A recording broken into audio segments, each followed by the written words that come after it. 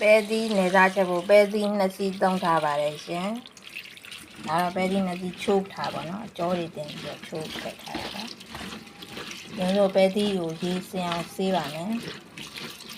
ဓာတုဆေးတွေတော့ဖုံးလို့တဲတယ်မပါဒီ3-4တက်လောက်ဆေးလိုက်ပါမယ်ရှင်ကဲပဲသီးနေသားချက်ဖို့အတွက်ရင်ဦးဆုံးစီလေးနဲ့ထည့်လိုက်ပါမယ်ရှင်နေသားဆိုတော့စီလေးနဲ့များထည့်လိုက်ပါမယ်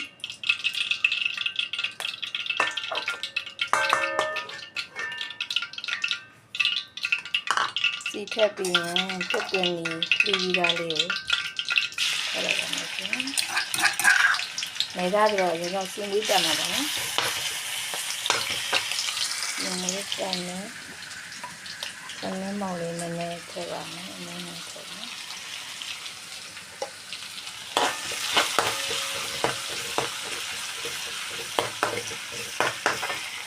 ငပိအနည်းငယ်ထည့်ပါမယ်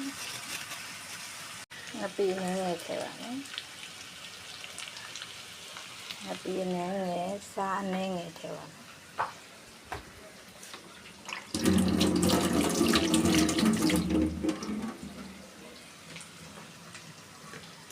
စားအနည်းငယ်ထည့်ပါမယ်ညကြုံမော်နည်းငယ်ထည့်ပါမယ်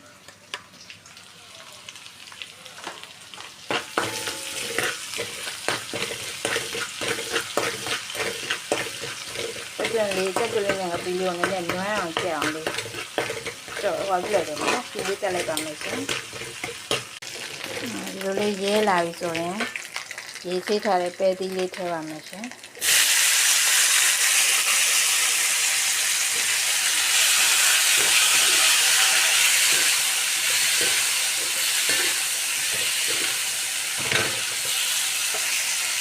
ဟုတ်ကဲ့ဒီထည့်လိုက်ပါမယ်ရှင်လူကဲပဲသီးလေးနဲ့ကျင်တော့ချလို့ရပါပြီရှင်မွေးလေးစားခြင်းတော့ကြက်သွန်ဖြူလေးထောင်းပြီးအုပ်လိုက်ပါရှင်ဒါတော့ကြက်သွန်နဲ့တစ်ခါထောင်းပြီးထည့်ထားလို့မအုပ်တော့ပါဘူးရတာလေးမြည်ကြည့်ပါမယ်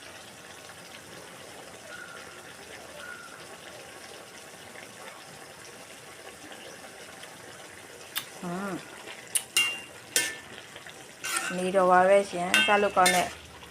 ပဲသီးနယ်သားချက်လေးရပါပြီအားလုံးပဲကျေးဇူးပါရှင်စိတ်ချမ်းသာကိုယ်ကျန်းမာကြပါစေရှင်